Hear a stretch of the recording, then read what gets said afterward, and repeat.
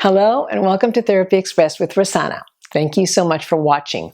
Today we are going to talk about the holidays that's coming up. Next week is Thanksgiving, and some people look forward to getting together with their families. Other people, not so much. For some, it's like, hey, I'm going to go to Mr. Rogers' neighborhood. For other people, it is like going into a psychological war zone. So we're going to talk about some things that you can do to help navigate through the, let's say, hard times that you might have with your family. The people who are having a great time and looking forward to it, good for you. Have fun, celebrate, and just have at it. The people who are going into a kind of a tentative situation, this is for you. It's the holiday survival kit. So, what are some of the things that you can do to prepare for the holidays if you're not really looking forward to them? One is to have realistic expectations. If you know that somebody in the family or a family friend or somebody you haven't seen in a while but you're going to see them, they're very critical or they're obnoxious, have realistic expectations that they're probably going to be the same again.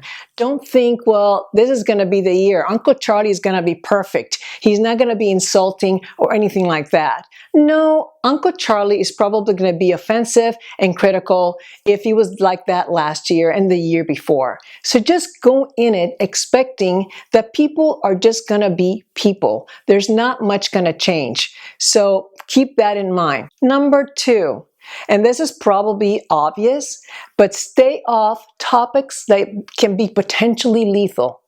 One is politics. You know, you're not going to win. They're not going to win. No one is going to convince anybody of anything. People believe what they believe. And if they believe one way, you're not going to convince them. If they believe another way, you're not going to convince them. So stay off politics. Stay off religion. Stay off things that are upsetting. Maybe past hurts. You know, I remember 2 years ago in Thanksgiving when you did this.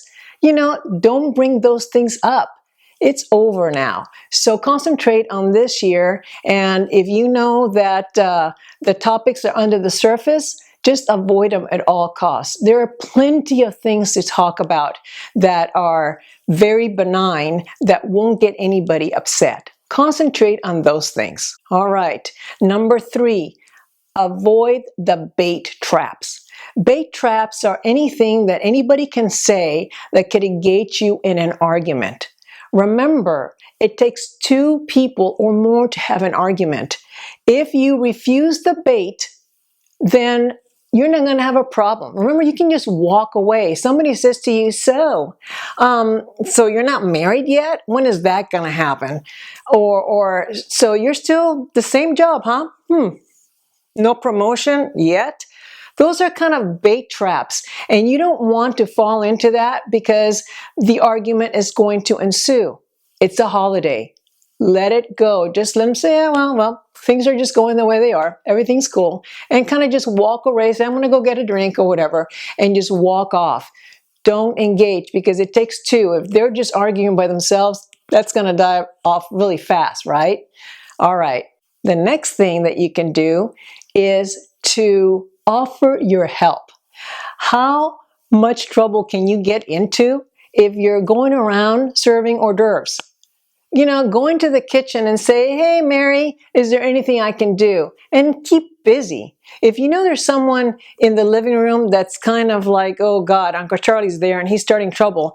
He's saying some things that I don't like. You know, go into the kitchen and ask for help and then just walk around. Hey, you want something to drink? You want some hors d'oeuvres? No one's going to bother you and start a discussion because you're helping. You're doing something really nice. So offer your help and put your apron on and go about the room, keeping everything copacetic, right? Next one is avoid over drinking.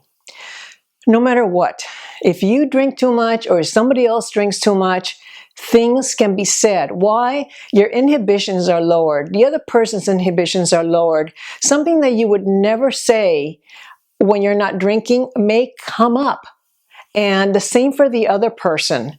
So you know what? Have a couple of drinks or space them out. Have water in between.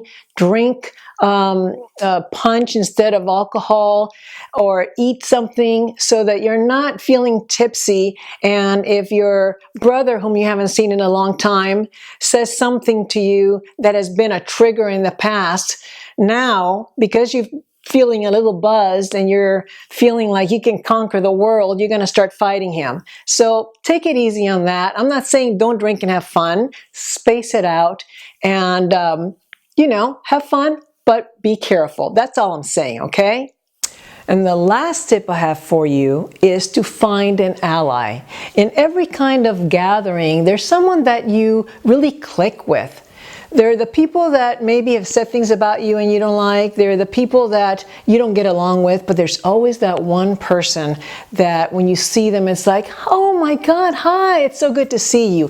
Hang with that person. Talk to them. Sit in a little corner, have your eggnog or whatever it is, and hang around with them.